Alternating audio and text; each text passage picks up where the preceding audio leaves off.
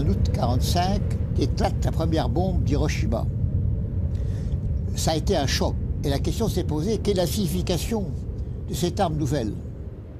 Alors je constatais que 2 bombes, celle d'Hiroshima, celle de Nagasaki, avaient suffi, avec un équipage de 10 hommes et un avion, à mettre totalement, brutalement, un arrêt à un conflit d'extermination qui avait duré 5 ans et au cours duquel les hommes s'étaient affrontés par dizaines de millions, avaient utilisé des canons par centaines de milliers, des chars par centaines de milliers, des avions par dizaines de milliers, des bateaux de guerre par milliers.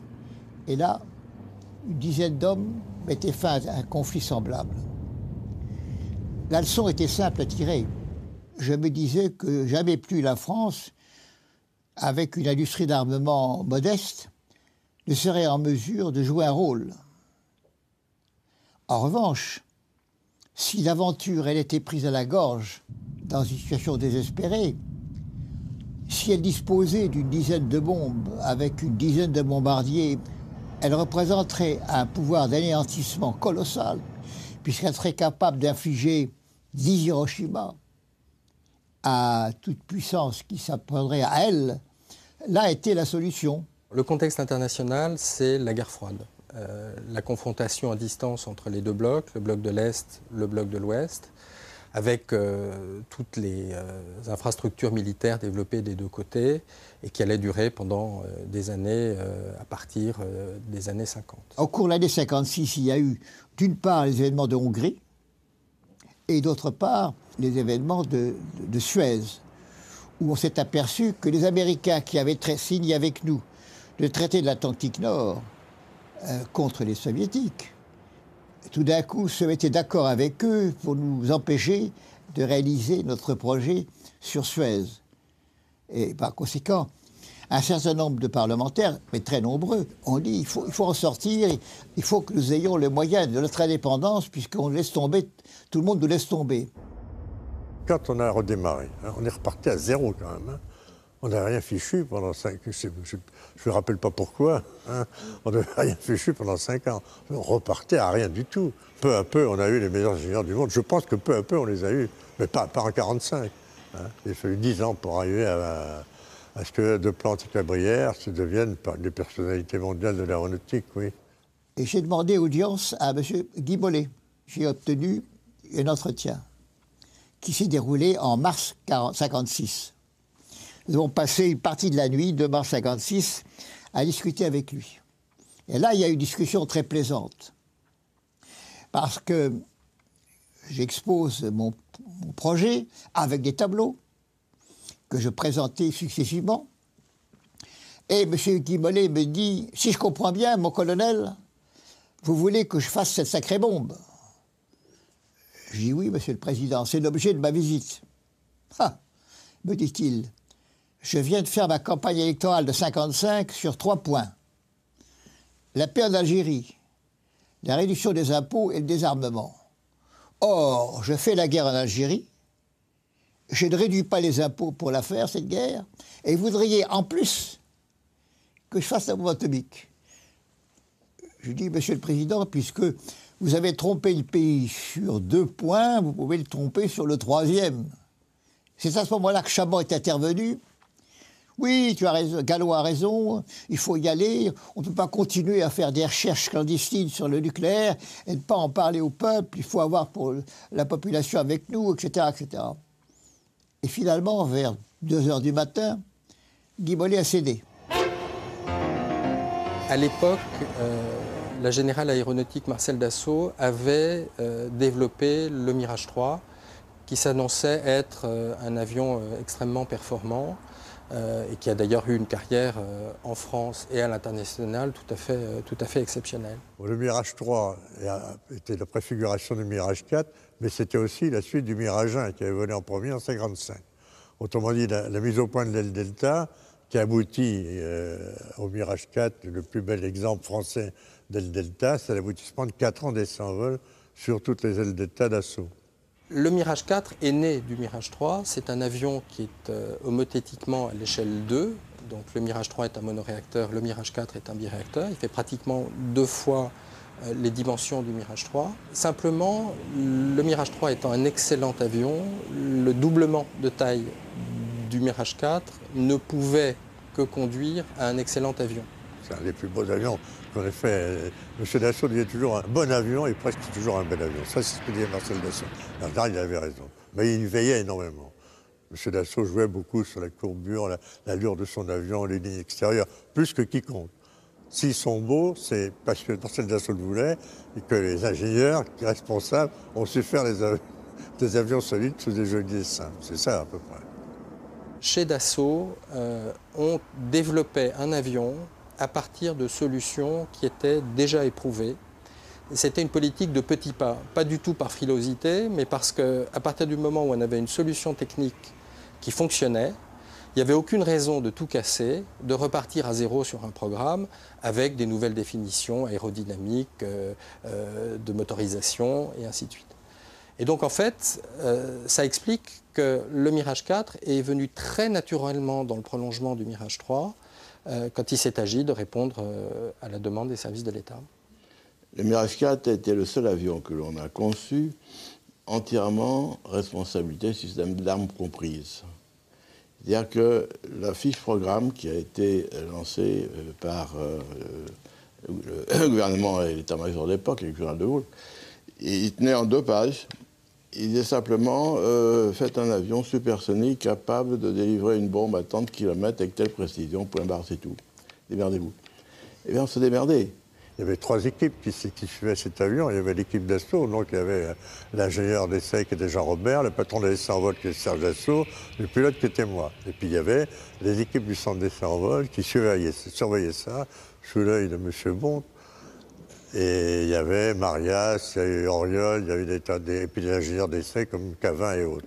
Il y avait ça, c'était les 2 équipes qui travaillaient ensemble. Et puis il y avait aussi l'équipe officielle supervisant le total qui, pour la seule fois dans l'histoire de l'aéronautique, avait été confiée à une équipe double, un militaire qui était colonel Viltort et un ingénieur qui était un chef forestier, qui ont supervisé la totalité pour l'État et qui avait pratiquement plein pouvoir. C'est une des raisons de la mise au point très rapide du Mirage 4, une des raisons. L'excellence de la CU et les pleins pouvoirs de ceux qui pouvaient diriger et orienter vraiment les pleins pouvoirs. Ils pouvaient rendre compte, presque au ministre, c'était à peu près ça. Si bien qu'avec la maison Dassault qui est toujours très active et qui fonçait, le résultat a été que cet avion a volé en juin 1959. Donc 2 ans et demi plus tard, c'était fait. Et il s'est appelé le Mirage 4A. 5 colonnes à la une vous présente le dernier né de la construction aéronautique française.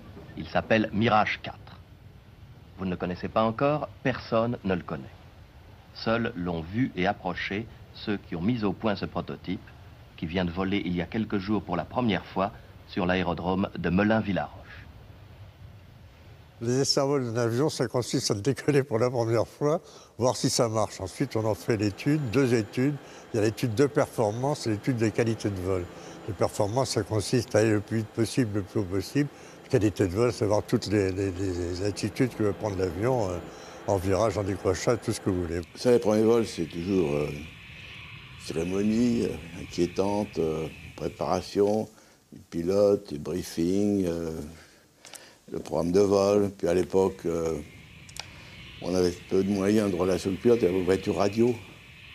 La voiture radio, c'est une petite camionnette dans laquelle il y avait simplement un poste radio en VHF en liaison avec le pilote. On lui demandait comment ça allait, il donnait ses performances, il donnait les caractéristiques de vol, les situations éventuelles de panne s'il y en avait.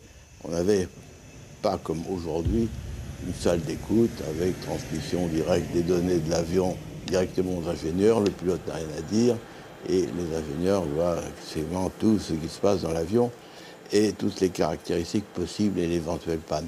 Là, c'était le pilote.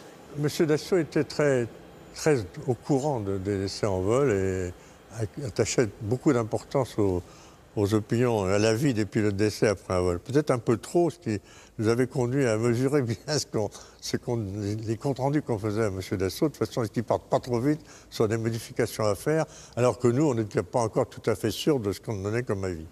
Pour le public, Roland Glavany, le pilote d'essai, c'est le pilote qui monte dans l'appareil et puis qui voit s'il tient l'air. Est-ce que votre rôle se borne là?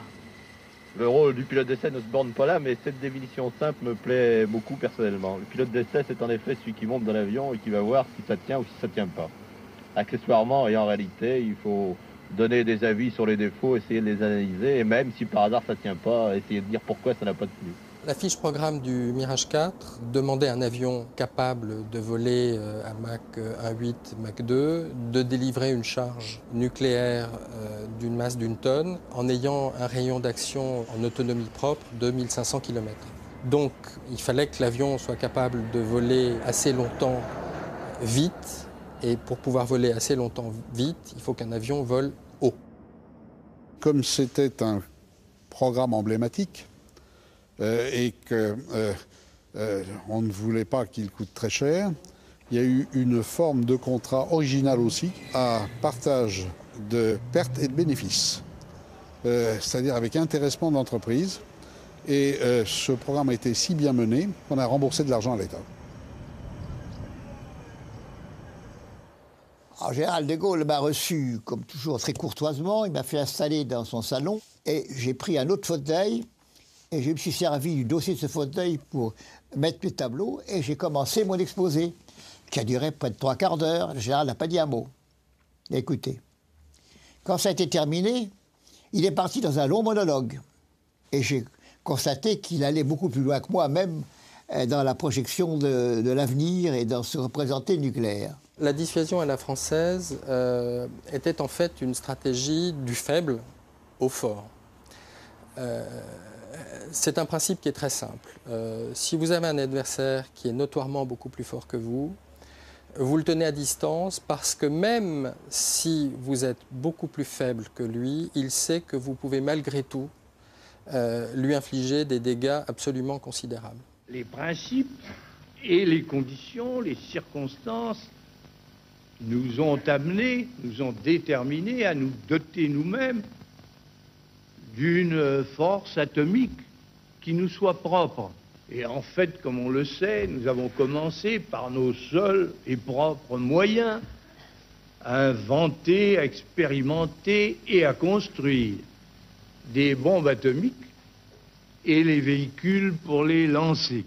La gauche française était contre parce que il y avait un certain tropisme, certaine favorable à l'Union soviétique, si vous voulez, surtout la part du Parti communiste, naturellement. Et la droite française étant atlantique, elle craignait qu'en faisant une force de dissuasion, on ne se distance des États-Unis, ce qui s'est passé d'ailleurs. C'était la thèse de Raymond Aron, qui au fond représentait la voix de l'Amérique en France. Il était financé d'ailleurs par la CIA. Enfin, il y avait les industriels de l'armement traditionnel, qui fabriquaient des chars d'assaut, qui fabriquaient des fusils, des canons, des armes classiques, et qui estimaient que l'argent qui allait aller aux savants pour faire l'atome n'irait pas dans les usines lourdes, d'industrie lourde. Donc ils étaient contre. Et puis il y avait aussi une partie des militaires qui craignaient que le nucléaire, en raison de l'énorme puissance de destruction par unité de feu, n'exige que des effectifs réduits. Et par conséquent, on remodèle une armée tout à fait réduite. Regardez bien ce document. Vous allez assister au premier grand vol du premier bombardier atomique français, le Mirage 4. Ces 2 réacteurs à Tarneuf lui assurent une poussée de 10 tonnes. Ses ailes en delta le font ressembler à une énorme chauve-souris, mais une chauve-souris qui pourrait atteindre à la vitesse de Mach 2 plus de 2000 km à l'heure. Pendant l'essai en vol, le pilote reste en communication avec le sol. La voiture radio est le seul lien qui rattache l'homme aux autres hommes pendant ces minutes émouvantes où n'importe quoi peut arriver. C'était quand même un avion spécial, puisqu'on avait 4 ans d'études du supersonique. On savait que l'aile delta serait pur jusqu'à Mach 2. Et donc on a commencé par explorer jusqu'à 1,5, 1,6 et après on a étalé plus bas au sol pour arriver jusqu'à Mach 1,95. Ensuite le delta est autostable, c'est-à-dire qu'elle n'a pas besoin, comme tous les autres avions, d'un plan horizontal arrière qui assure la stabilité, ce qui fait une traînée en moins. Ça nous a épargné des vibrations couplées en flexion, en torsion de l'aile, qui ont causé la perte de pas mal d'avions et pas d'une autre. Tout ça mélangé a fait qu'on a eu en performance un avion parfaitement pur et parfaitement au point, mais ce n'est pas une coïncidence, ce n'est pas un hasard, c'est l'aboutissement de 5 ans de travail sur les ailes Delta. Dans le contexte des années 60, tout ce qui touchait aux militaires d'ordre stratégique était extrêmement secret. On ne parlait jamais de bombes atomiques, mais on parlait d'armes, ou on parlait de la chose. Donc autant de termes pour ne pas citer la bombe atomique en tant que telle. C'est précisément parce que les civils du commissariat étaient en grande majorité hostiles à l'arme nucléaire qu'il a fallu créer une direction spéciale avec des militaires. C'est parce que les civils ne voulaient rien faire pour l'armement. Ça a été un développement qui a été fait en parallèle à l'avion, mais qui a mobilisé beaucoup d'énergie pour arriver à ce que le Mirage 4 est son arme. La bombe atomique du Mirage 4 était semi-encastrée, c'est-à-dire qu'elle trouvait sa place dans le ventre de l'avion, pas complètement, mais une partie, ce qui permettait de réduire la traînée pour ne pas altérer la vitesse de l'avion. Le choix des moteurs du Mirage 4 a été essentiellement guidé par la volonté de ne pas dépendre d'une puissance étrangère qui aurait donc fourni des moteurs pour un avion qui était l'avion de la force de dissuasion nucléaire française. La France, à cette époque, faisait de très bons petits réacteurs, mais pas de gros réacteurs. L'idée est venue à la maison d'assaut de développer ce Mirage 4A en un Mirage 4B qui, lui, n'aurait pas de moteur français parce qu'il n'existait pas, mais deux moteurs américains J75 fabriqués par Pratt & Whitney et qui, au lieu de développer une poussée de 6 tonnes, donnaient plus de 10 tonnes chacun. À ce moment-là, on avait un rayon d'action largement suffisant. Mais ça coûtait très cher. Et puis, cette formule ne plaisait pas beaucoup au général, parce qu'elle avait recours à des matériels américains. Donc le choix s'est porté sur la SNECMA, avec une pression assez forte des services de l'État, pour que la SNECMA développe un moteur qui soit le plus puissant possible au fil de ses essais. Et c'est une intervention de M. Pinet, qui était ministre des Finances, et qui a mis le haut là. Il a dit, non, c'est un projet beaucoup trop coûteux, j'ai le redressement de l'économie française d'abord. Il a protesté si bien qu'on a abandonné le projet. Affolé, je suis allé au ministère de la Défense voir ce général Lavaux. Et c'est à ce moment-là que je dis, bien, monsieur mon général, il y a une solution. Revenons à un avion plus modeste, le Mirage 4A ordinaire, et envisageons éventuellement des missions sans retour. Quoi? Des missions sans retour? Je dis oui, si la France, un jour, peut être placée dans une situation aussi extrême qu'elle utilise l'atome contre le gigantesque appareil militaire soviétique, c'est que tout est perdu. Et le chef d'état-major de l'époque apprend cette décision. Et il n'était pas content. Il convoque. Nous ne sommes pas des kamikazes. C'est inadmissible. Je veux que mes équipages reviennent normalement, etc. Alors je recommence auprès de lui mon petit plaidoyer sans succès. C'est à ce moment-là qu'il a insisté en disant il y a une solution intermédiaire, c'est de disposer de ravitailleurs pour ravitailler en vol votre avion. Et c'est ainsi que la commande a été décidée d'acheter aux États-Unis 14 Boeing KC-135 et miraculeusement, les États-Unis n'ont pas fait d'opposition. Eh bien qu'on a acheté ces avions et je crois que bien des années plus tard, ils volent encore. Et le résultat a été qu'il a été commandé en série à 60 exemplaires.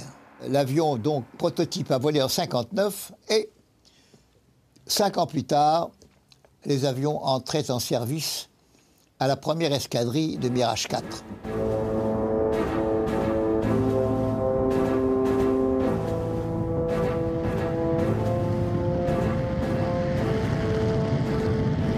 On m'a demandé de monter les façades stratégiques. Il y avait un avion merveilleux, c'était le Mirage 4. Et puis l'organisation, il fallait créer les équipages. Les pilotes, c'était la plupart des anciens pilotes de chasse. Il fallait trouver les navigateurs. Ce sont toutes les unités de l'armée de l'air qui ont contribué à venir alimenter ces unités nouvelles. Et comme vous pouvez l'imaginer, ce n'étaient pas les plus mauvais qu'on prenait. C'était la même chose pour les pilotes, pour les navigateurs. Il a fallu former des navigateurs rapidement. Donc il y a eu un effort très, très important. Et comme à la tête des FAS, il y avait un patron, le général Philippe Morin, pour ne pas le nommer, qui était le premier commandant des forces aériennes stratégiques, et qui était un patron remarquable, qui avait l'œil à tout, qui venait dans les unités, qui venait voler dans les unités.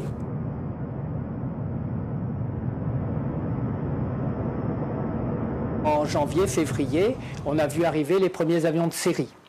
Là, une anecdote. Le conseil municipal de Mont-de-Marsan a été invité à visiter la base et un conseiller d'un parti qui n'était pas du tout favorable à l'arme nucléaire a demandé « Puis-je toucher la bombe ?» Il fallait vraiment tout découvrir. Il fallait découvrir le ravitaillement en vol, il fallait découvrir le supersonique à jet continu, il fallait rédiger les manuels d'emploi, les procédures, il fallait traduire même, je vais vous dire une chose, à ce moment-là, on ne cherche pas tellement à inventer. Hein. Pour les procédures de ravitaillement en vol, hein, moi je suis allé chercher dans un bouquin américain comment faisaient les Américains, et puis j'ai traduit l'américain en français. Hein, c'est pas plus difficile que ça. Et puis ça marche. Hein. Les chasseurs étaient très intéressés de voir comment on pouvait intercepter cette machine. Et ils ne se heurtaient pas souvent à des avions qui volaient à Mach 2 en croisière. Hein. Alors ils voulaient voir. On a fait des expérimentations Mirage 3 contre Mirage 4. Alors là, c'était superbe. Hein? C'était superbe. Moi, j'avais des camarades de promo qui étaient à Mont-de-Marsan, à la section chasse, sur Mirage 3. Je peux vous garantir qu'au bout de quelques jours, de quelques missions, ils commençaient à faire une pâle figure. Une pâle figure. Et nous, on se sentait les plus forts, hein. Il n'y a aucun doute. Et vous savez, quand vous déboulez à Mach 2, depuis vous avez traversé la France, vous êtes parti loin, puis vous revenez sur l'objectif. Vous avez de la chance, encore l'objectif, c'était la base de Mont-de-Marsan. On allait vers eux. Et bien, je dois dire que on avait presque de la peine pour eux. Hein. 5 ans entre le premier vol et la mise en service opérationnelle, c'est du jamais vu. Hein. Surtout s'agissant d'une mise en service opérationnelle dans un domaine aussi essentiel. Il y a eu une véritable volonté à la fois politique, financière et surtout intellectuelle de nos ingénieurs de l'époque pour arriver à un système exceptionnel et précurseur. À l'époque, la meilleure façon de passer au travers des défenses de l'Union soviétique, c'était de voler très vite, très très haut. C'était le seul moyen d'éviter, je dirais, la défense ennemie. Ce que je voudrais demander maintenant à M. Lugan, c'est de nous dire, vous savez, on parle beaucoup de ce Mirage 4 et on dit en particulier qu'il y a des quantités de fusées ennemies ou éventuellement ennemies qui sont prêtes à la battre tout de suite. Il y a des gens qui sont drôlement bien informés dedans.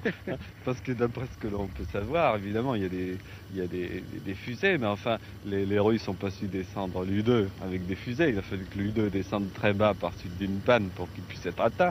De même, quand à Cuba, on a battu un U-2, il volait également très lentement et très bas. Je pense qu'il n'est absolument pas prouvé actuellement qu'on peut atteindre un avion qui vole haut et vite. Très vite, ça voulait dire 2 fois la vitesse du son. Très très haut, ça voulait dire 18 000 mètres. Bon. Du vol de croisière pendant un grand laps de temps, à cette vitesse-là, on ne l'avait jamais fait. Donc, tous les problèmes aérodynamiques du vol hautement supersonique, de la température, parce qu'il a beau faire moins 50 degrés là-haut, finalement, on a des endroits sur l'avion où il y avait plus de 100 degrés, 130 degrés. Une des procédures consiste à mettre l'avion en climatisation plein froid. Et malgré cela, la température de la cabine va augmenter. Et en général, en fin de vol supersonique, on est facilement à 45 degrés dans la cabine. Et il serait assez risqué de vouloir enlever ses gants pour toucher la cabine qui se trouve, elle, à plus de 60 degrés sur les montants. Sur les avions qui flirtent avec Mach 2, de nous, Mirage 4 jusqu'au Concorde, il y a des effets d'échauffement qui sont donnés par des formules très simples, du reste, dont je me souviens pour par cœur. Delta T sur T égale 0,2 le Mach au carré.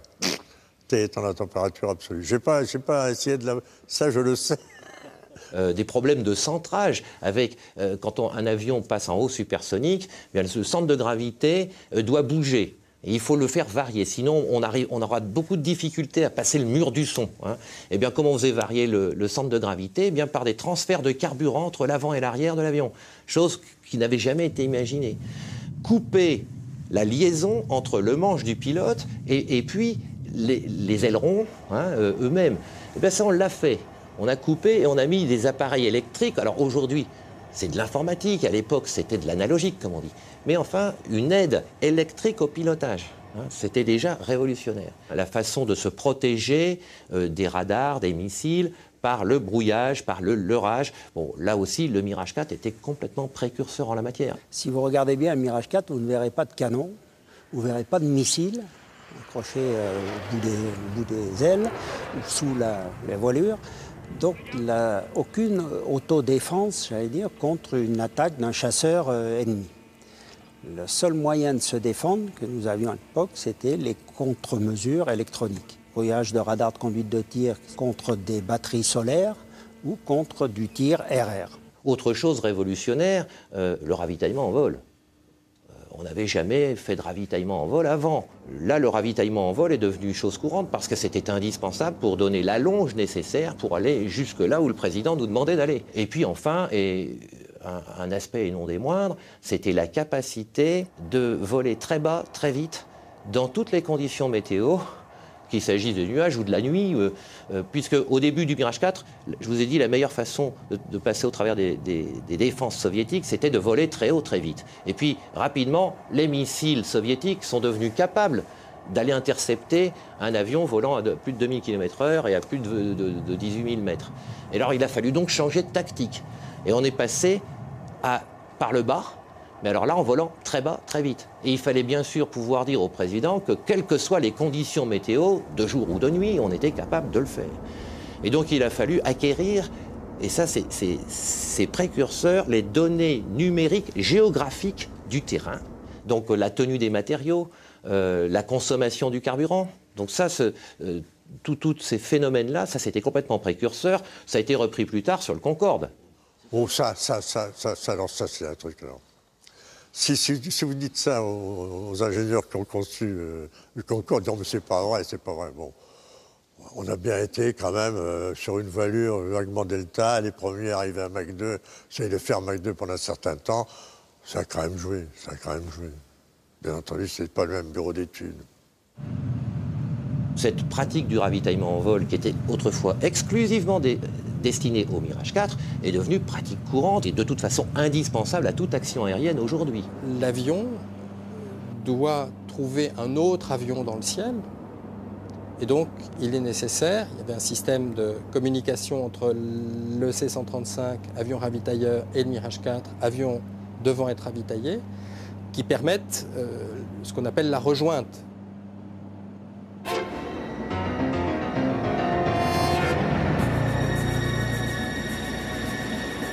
Dans ce contexte international, en fait, les grandes puissances, ou en tout cas les puissances qui avaient une arme, qui détenaient l'arme nucléaire, ont réussi à maintenir l'équilibre du monde par l'équilibre de la terreur. La force atomique française dès l'origine de son organisation, aura la sombre et terrible capacité de détruire en quelques instants des millions et des millions d'hommes. Ce fait ne peut pas manquer d'influer au moins quelque peu sur les intentions de tels agresseurs éventuels. Le Mirage 4 et la composante aérienne, c'est un outil qui était véritablement conçu autour de la mission, autour de la fonction stratégique, autour de l'idée politique. Hein. Et tout a été construit, conçu, j'allais dire, autour de l'arme nucléaire, la première arme nucléaire française, et autour de l'efficacité et de la crédibilité dès les premiers instants, dès la première alerte Mirage 4 en octobre 1964, c'était à Mont-de-Marsan. Tout a été fabriqué jusque dans le moindre détail. Et c'est vraiment un prodige de cohérence. En matière de dissuasion, le diable, il est dans les détails. Et en matière de crédibilité, je peux garantir qu'il n'y a jamais eu de bluff. Tout était prévu jusque dans les détails les plus ancillaires.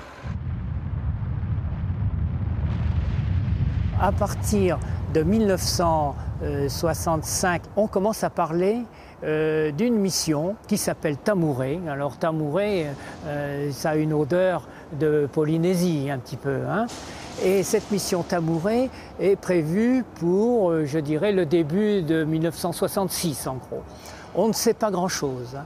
On ne sait pas grand-chose pour le moment, sinon qu'on se met quand même au travail pour étudier des itinéraires qui permettront de rejoindre, avec des C-135 bien sûr, grâce au ravitaillement en vol, cette Polynésie lointaine.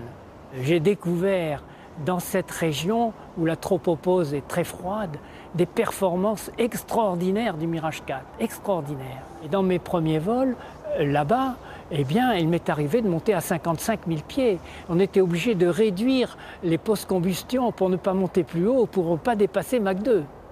C'était incroyable, hein. Donc c'était un avion extrêmement brillant dans ces cieux-là, sous ces cieux-là.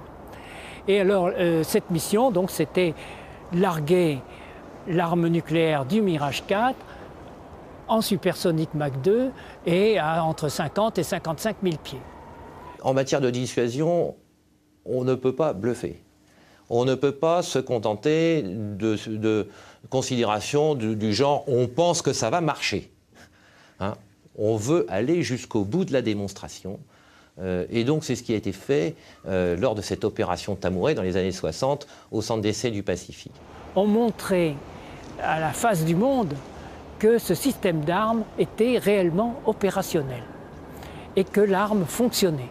Il a dû décoller à 4 heures du matin, il faisait encore nuit noire, hein. Quand l'explosion a confirmé la réussite de l'opération, on était quand même à de l'ordre de 500 km de distance, hein. Et que j'ai vu à ce moment-là le ciel s'éclairer pendant 3 bonnes secondes, hein, 3 bonnes secondes, eh bien, j'ai compris que la dissuasion avait pris du poids. La prise de décision de déclenchement du feu nucléaire pour les Mirage 4 était prise par le président de la République. Le président est véritablement le seul homme en France qui porte cette responsabilité. Et il peut transmettre son ordre, c'est techniquement possible, directement, sans intermédiaire. Ce carillon au timbre inoffensif, c'est précisément un ordre de mise en alerte. Pour l'officier de quart à Taverny, un simple appel au téléphone rouge qu'il faut déverrouiller pour la circonstance suffit pour faire décoller en moins de 5 minutes le Mirage 4 en attente dans son abri de béton.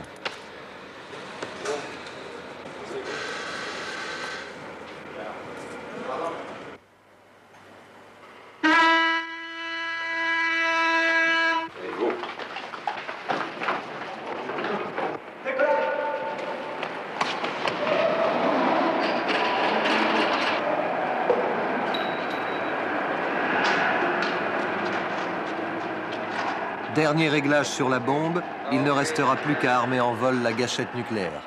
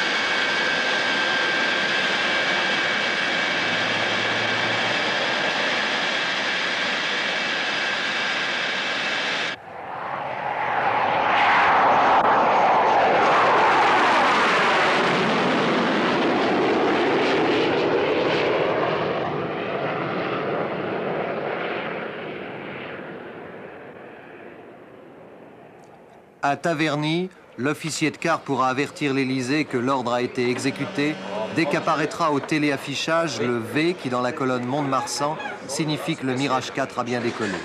Reste à savoir s'il aura une chance de tromper les défenses adverses et de passer le jour où il ne s'agira pas d'un exercice d'entraînement.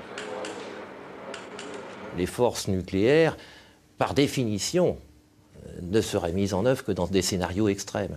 Et donc là, il faut se reposer sur ce que j'appelle une composante, la troisième composante finalement, qui est la composante transmission nucléaire, hein, qui est majeure dans notre pays démocratique, puisque c'est le lien entre le président et les forces. Il a été décidé, et cela a été valable pour toutes les forces de dissuasion nucléaire, que l'exécution d'un ordre serait fait par deux personnes. Deux personnages indépendants qui ne peuvent pas faire le travail l'un de l'autre. Hein. Donc on les sépare. Dans un sous-marin, pour tirer les missiles, vous avez le commandant du sous-marin, vous avez son second, à 2 étages différents du sous-marin. Dans le plateau d'Albion, autrefois, il y avait la capsule de tir, et il y a des pupitres qui étaient assez distants, avec des contraintes de temps telles que personne ne pouvait à la fois agir sur les 2 pupitres dans les contraintes de temps imparties. Donc une dualité aussi. Et à bord d'un avion de combat, il y a le pilote et le navigateur qui ont chacun des actions à conduire, à mener, qui doivent être parfaitement synchronisées, hein, et qui sont rédhibitoires. Si l'un ou l'autre n'exécute pas ces actions, l'arme ne peut pas être mise en œuvre. Pour prendre un exemple, entre le navigateur et le pilote, une cloison les sépare et un petit trou avait été prévu de l'ordre de 10 cm par 10 cm qui permettait, en cas de panne de transmission d'interphone de bord entre le pilote et le navigateur, on puisse quand même mener à son terme la mission. Puisque une fois l'ordre funeste donné d'aller porter le feu nucléaire, il était hors de question de faire demi-tour pour une panne de téléphone de bord. Donc les gens avaient imaginé de faire un petit trou dans la cloison et avec une pince crocodile accrochée au bout d'une chaîne, enfin un petit mât télescopique, eh bien le navigateur pouvait passer un petit papier disant « c'est bon, je donne mon accord pour appuyer sur le bouton et lancer la bombe ».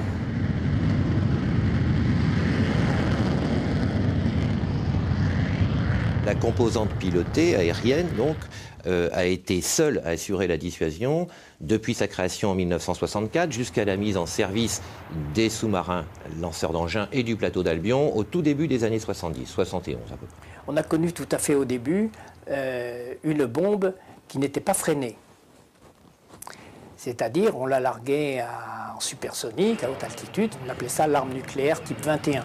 Et quand on est passé à la basse altitude, on ne pouvait plus se servir de cette arme-là, bien sûr.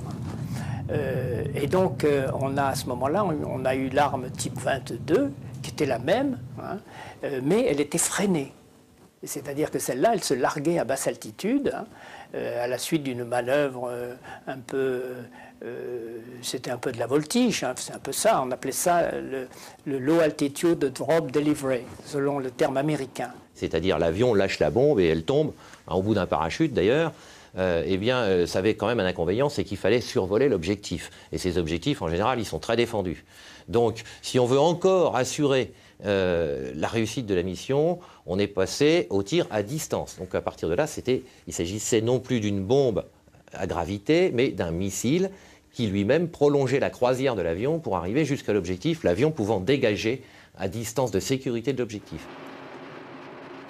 Si les mirages de Mont-de-Marsan ne passent pas, si les fusées d'Albion sont relativement vulnérables, le sous-marin nucléaire lanceur d'engins pourrait à lui tout seul assurer la dissuasion. Mais pour le moment, en cale sèche à Cherbourg, préparés pour être équipés chacun de 16 missiles MSBS pouvant envoyer une charge atomique de 500 kilotonnes à 2300 km, les 2 submersibles déjà lancés, le redoutable et le terrible, ne seront pas opérationnels avant plusieurs années.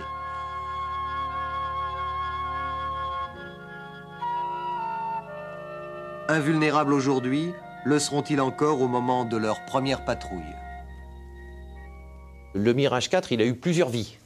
On peut parler d'abord du Mirage 4A, A comme la bombe A d'ailleurs, hein, et qui, en 86, a été fondamentalement rénové de façon à passer à l'âge de l'informatique. Alors extérieurement, ça ne se voyait pas. On avait la même carrosserie, les mêmes moteurs. Par contre, tout le système analogique de l'époque, qui était fabuleux d'ingéniosité et de cohérence, a été transformé par une architecture numérique à base d'ordinateurs embarqués. Principalement, il a été ajouté un pilote automatique avec une centrale inertie qui lui permettait de naviguer extrêmement précisément. Et nous avons également rénové tous les systèmes de contre-mesure qui étaient déjà très performants, mais qui ont été adaptés aux technologies tout à fait modernes. Et cet avion, avec ses nouvelles capacités, eh bien, pouvait aller aussi loin qu'avant, mais pouvait naviguer encore plus précisément, pouvait faire des atterrissages de précision sans aide extérieure, grâce à l'ajout d'un ILS par exemple. Et puis, simultanément, le Mirage 4, depuis la fin des années 70 jusqu'à la fin de sa vie en 2005, il a toujours eu une capacité de reconnaissance stratégique. Même si le Mirage 4 était un avion extrêmement ancien, il était engagé sur tous les derniers théâtres pendant la fin de sa vie. Il a également participé bien entendu à la guerre du Kosovo en 1999, aux opérations sous mandat de l'ONU en 1996 au-dessus de l'Irak, pour la même mission en 2003, au-dessus de l'Afghanistan en 2001 et 2002. Sous le ventre de l'avion, à la place de l'endroit où on mettait autrefois l'arme nucléaire, on a pu mettre un container qui lui-même intégrait un certain nombre de caméras de tout type, des caméras obliques, verticales, caméras noir et blanc, couleur, infrarouge aussi, ce qui fait que tout ce système de prise de vue, associé aux performances extraordinaires du Mirage 4, permettait aux politiques d'utiliser un outil à très longue distance, avec un savoir-faire nucléaire, entre guillemets, c'est-à-dire des gens habitués au ravitaillement en vol, habitués à faire de la pénétration à très haute altitude, très grande vitesse, ou bien au contraire très bas, très vite, et dans des délais très courts. Mais le Mirage 4 n'a pas fait que des missions opérationnelles hors de France. Cela consistait principalement en des photos à basse altitude, pour prendre par exemple les résultats des tempêtes de 1999 pour les autres ministères, pour prendre également le niveau des eaux suite aux différentes inondations, et pour montrer au préfet, en fonction de la hauteur de l'eau, quelles étaient les voies de communication encore utilisables. Cette capacité avec ce grand rayon d'action, c'est pour ça qu'il est stratégique aussi, permettait donc de donner aux responsables politiques des renseignements sur les théâtres d'opération. Et cette mission-là, elle a été conduite jusqu'à, j'allais dire, les derniers mois de la vie du Mirage 4. Le couple Mirage 4 C-135 reste un couple mythique, pour différentes raisons. D'abord, parce qu'on a toujours été habitué à voir un Mirage 4 avec un Boeing, et d'autre part parce qu'il donnait une capacité opérationnelle avec seulement 2 avions. Nous décollions de France avec, dans le Boeing, une quarantaine de personnes, qui servait à la fois à maintenir le Boeing, mais aussi à réparer et mettre en œuvre le Mirage 4, les officiers renseignements qui devaient interpréter les images. Donc nous avions vraiment, avec 2 avions et 40 personnes, une capacité autonome de projection, ce qui était extrêmement intéressant au niveau militaire et politique.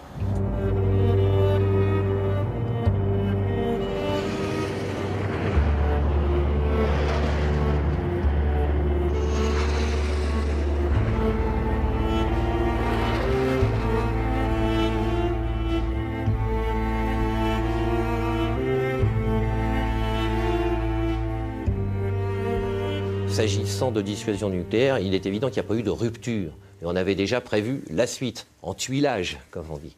La suite, elle était constituée de Mirage 2000. Donc aujourd'hui, nous disposons de 3 escadrons de Mirage 2000N, une 60aine d'avions au total, plus toute la flotte des ravitailleurs en vol, les C-135, c'est leur nom, mais donc dérivés des Boeing 707, mais qui sont les ravitailleurs d'origine. La suite, c'est donc de remplacer les Mirage 2000 par le fameux Rafale. La différence fondamentale qu'il y a entre le Mirage 4 et le Rafale, c'est que la Rafale est un avion non omni-rôle. Alors que signifie omni-rôle? C'est-à-dire que le même avion est capable de missions air-air, air-sol, reconnaissance, nucléaire, air-mer. Donc c'est un avion polyvalent qui sait faire toutes les missions. Et parmi ces missions, il en a une qui est la mission nucléaire. Le nucléaire est tombé à point au moment où on commence à s'apercevoir dans le domaine de l'économie ce que représente le pouvoir des masses.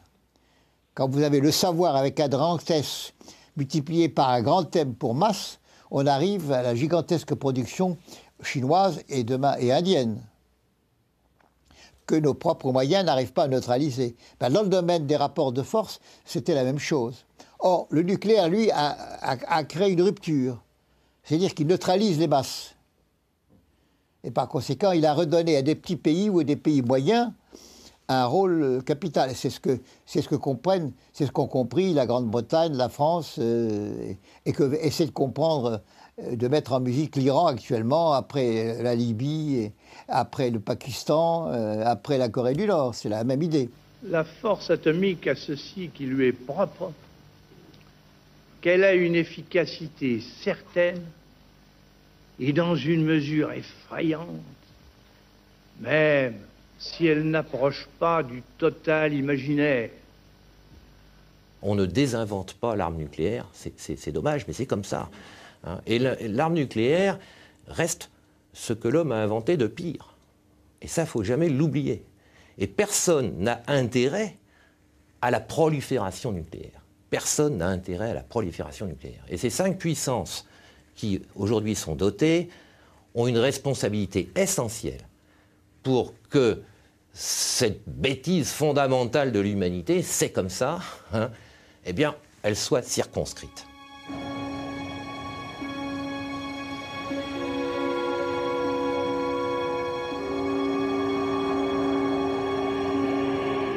C'est un appareil merveilleux pour le pilotage et pour les performances.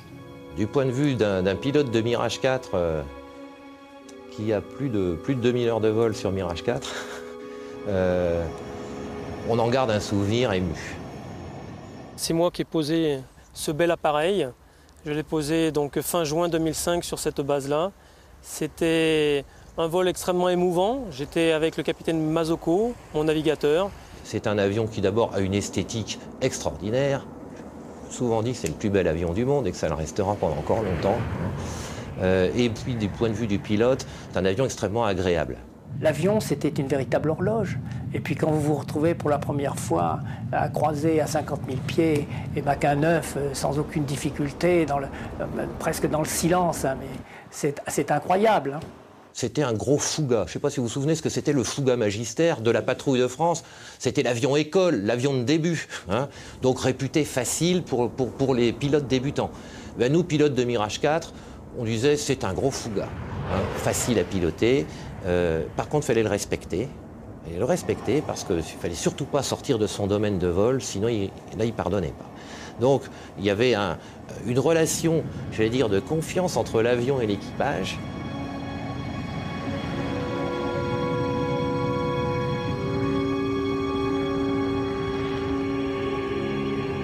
Beaucoup d'émotions et beaucoup de tristesse que je vois atterrir le dernier Mirage 4 de l'armée de l'air.